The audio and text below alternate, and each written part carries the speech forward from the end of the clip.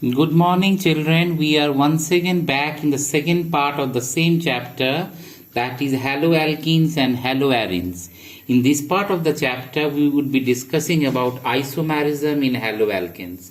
So, haloalkenes exhibit the following isomerism, that is chain isomerism as well as position isomerism. In chain isomerism, what do we encounter? That the haloalkenes with 4 or more carbon atoms exhibit this kind of isomerism. As you could see, we have 1 chlorobutane, that is a straight chain. Another isomer is 1-chloro-2-methyl propane, that becomes a chain isomer. Why? Because it is a straight chain and it is a branch chain. Okay, these are the two isomers that we encounter. After that, we have the next class of isomerism, and the next class of isomerism is called as position isomerism. In the position isomerism, what we see that the haloalkenes with 3 or more carbon shows this kind of isomerism. For example, we have 1 bromopropane and 2 bromopropane. Here the location of the bromine is at the end of the chain, that is it gets the position 1, and in the other one it gets the position 2. So that is called 2-bromopropane.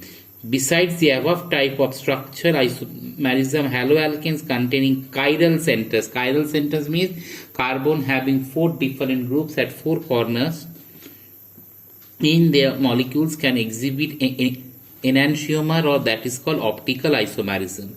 Now here are some of list of the compounds which the IUPAC name. The first compound you see CH2Cl2, that is called as dichloromethane. Now the next one we have over here is 1,2-dichloroethane. Third one we have over here is 1,1-dichloroethane. Why it is 1,1-dichloroethane? Because the chlorine is located in the same carbon, that is the first carbon. Now the next one is CHCl3, which is commonly called as chloroform, but its IUPAC name is 1,1,3-trichloromethane. Then we have carbon tetrachloride. What is the IUPAC name? 1,1,1,1 tetrachloromethane. Okay, this is how we name these compounds.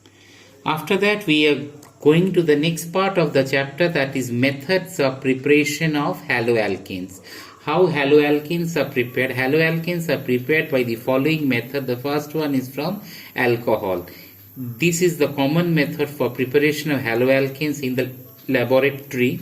Alcohols can be converted to haloalkenes by the substitution of the OH group with the halogen atom. Now, different reagents can be used to get the haloalkenes from alcohols as described below. The first method is by the reaction with halogen acids. Now see here we have alcohol ROH, that is made to react with HX. We are getting RX plus water. Next we have chloroalkanes are obtained by treating alcohols with HCl in the presence of anhydrous zinc chloride. And anhydrous zinc chloride acts as a dehydrating agent and thus favors the forward reaction, that is it follows Lee-Chatelier's principle, and the mixture of HCl and anhydrous zinc chloride is known as Lucas reagent.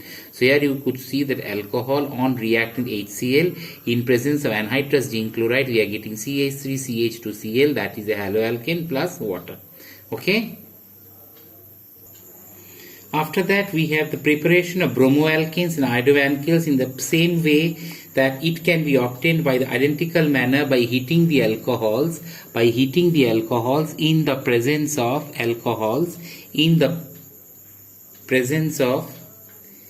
KBr and sulfuric acid, we are getting HBr. This alcohol plus HBr will give you C2H5Br plus water.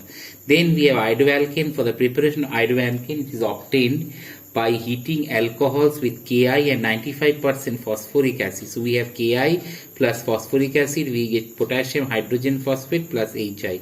This is the method by which the reaction has been prepared. After that, we have ethyl alcohol plus HI, we get C2H5I plus water. This reaction cannot be carried out by using Ki and concentrate sulfuric acid, because sulfuric acid oxidizes HI to iodine. This is how the reaction proceeds, and the reactivity of halogen acids toward it is HI greater than HBr greater than HCl. In this way the reaction takes place. But if the reaction is done with phosphorus halide means either we have PCl5 or PCl3. In case of PCl3, ethanol plus PCl3, that gives us CH3 CH2Cl plus H3PO3. Then we have ethanol plus PCl5, it gives us CH3 CH2Cl POCl3 plus HCl. In this way the reaction proceeds. After that, children, we have the next reaction, that is the reaction from hydrocarbons. When alkyl halides can be prepared from alkanes through substitution and from alkenes through addition reaction. If I have alkanes, suppose the simplest reaction is we have the simplest alkane methane that is made to react with chlorine. We get CH3Cl, that on further reaction CH2Cl2, then we get CHCl3, then CCl4. Ultimately what I'm getting a mixture of a number of haloalkanes. Okay. In case of higher alkanes, different isomeric products are obtained even when monosubstitution is carried out. That is CH3, CH2, CH3Cl2, CH3, CH2, CH2Cl and CH3Cl, CH3. In this way we see that the order of the reaction is benzylic, allylic, tertiary, secondary, primary, then vinylic, arylic. Iodination of alkenes is reversible, and hence in order to stop the reversible reaction we further react it with iodic acid. So here we have the reaction, that is, as you could see, that when methane is made to react iodine in presence of it, we get CH3I plus HI and the reaction is reversible. To stop the reversible reaction we add actually HiO3, that actually stops, and as a result we get this reaction. Okay. Now another reaction here, we have neopentane that is made to react with Cl2. What happens? We get neopentyl chloride. That is, here in this hydrogen this chlorine is getting replaced.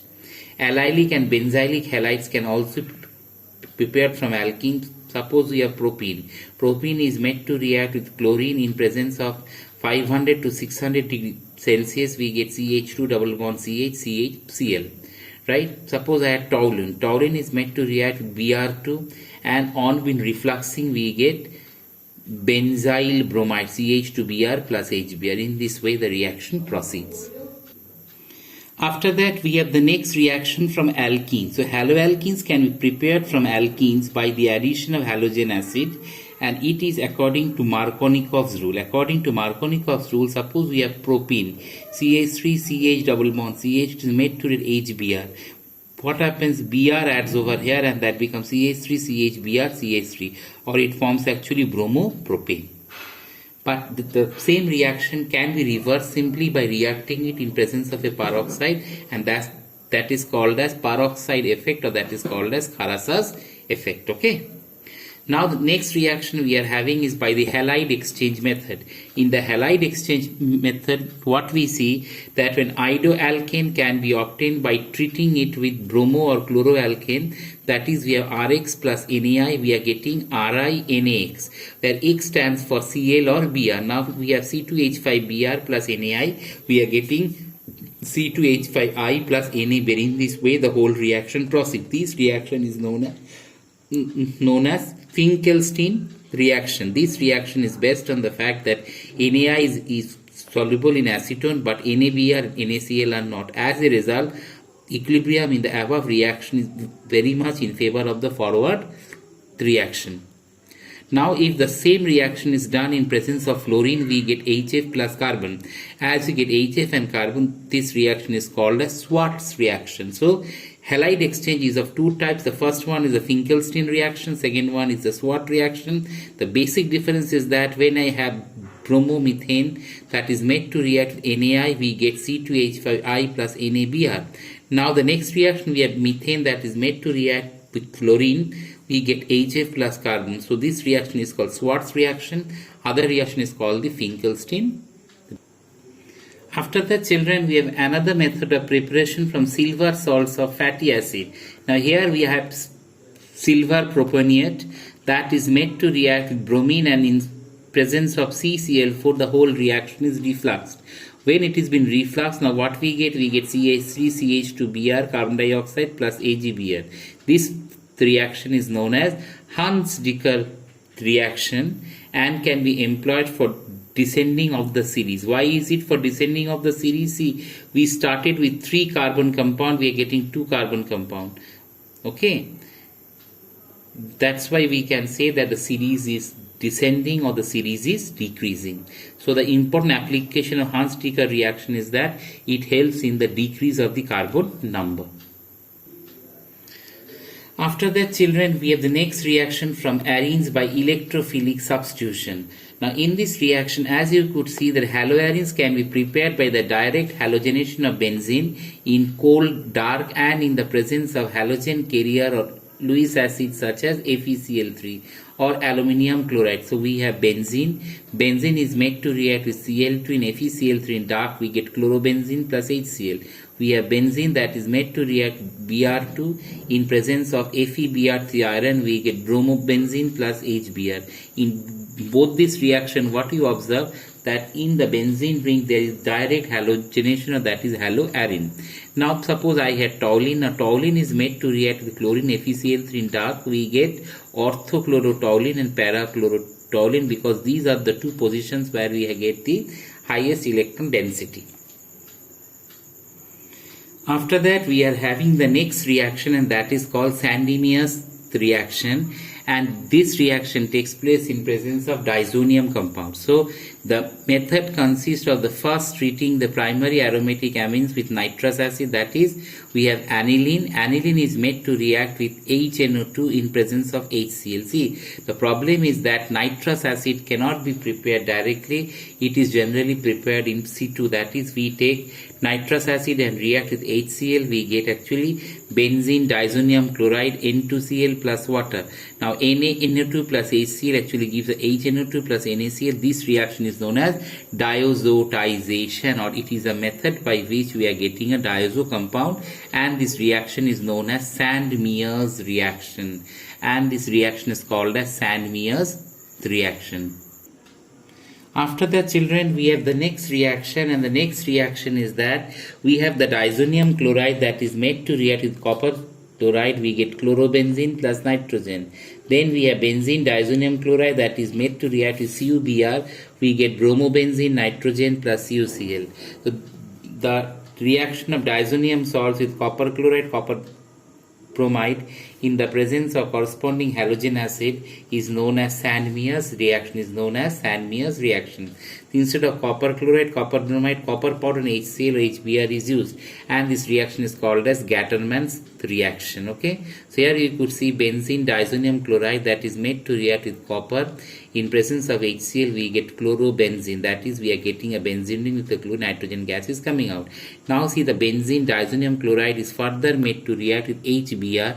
In presence of copper, we get bromobenzene plus nitrogen plus HCl. Now iodoarenes can also be obtained, that is we have N2Cl, that is benzene disonium chloride made to react with potassium iodide, and we are warming it, and then we get iodobenzene plus nitrogen plus KCl. Now see, fluoroarenes are obtained by the reaction of corresponding disonium salt with fluoroboric acid to produce disonium fluoroborate, which on heating produces fluorobenzene. So as you could see this reaction, we have N2Cl with HbF4 HCl, we are getting N2BF4, and on heating we are getting this fluorobenzene plus BF3 plus nitrogen.